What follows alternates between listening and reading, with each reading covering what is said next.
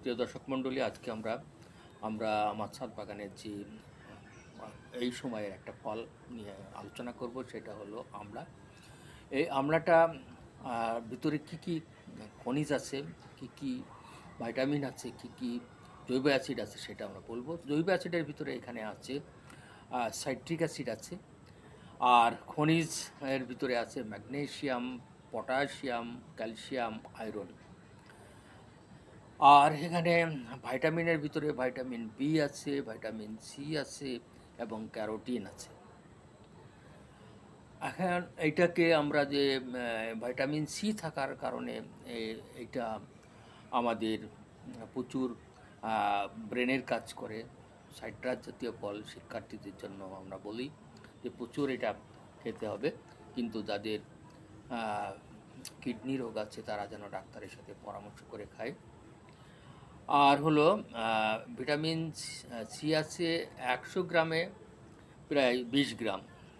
এটা কি কি কাজ করে সেটা নিয়ে আমরা আলোচনা করব। এটা কোষ্ঠকাঠিন্য দূর করে, কোলেস্টেরলকে কমায় দিতে পারে, এটা অ্যান্টিঅক্সিডেন্ট, সুতরাং বার্ধক্যকে কমায় দিতে পারে, ধরে রাখতে পারে, বার্ধক্য যাতে না হয় সেটা এর ভিতরে এমন উপাদান আছে।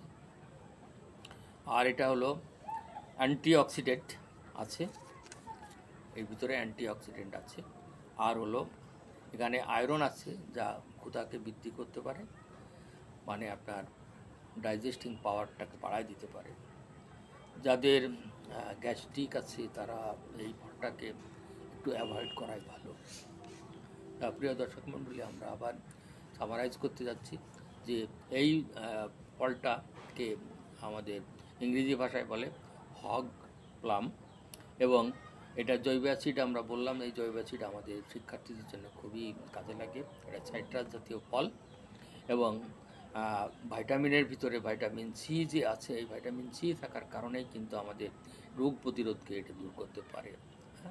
আমরা কোলেস্টেরল যে উপাদান আছে, কোলেস্টেরল মানে আপনার চর্বিকে ধরে কন্ট্রোল করে দিতে পারে। আর অ্যান্টিঅক্সিডেন্ট মানেই আপনার অনেক কাজ করবে আপনার দেহের। আয়রন আছে, সুতরাং আয়রন ডিফিসিয়েন্সি যাতে না হয় সেটা আপনার দেহের জন্য কাজ করবে।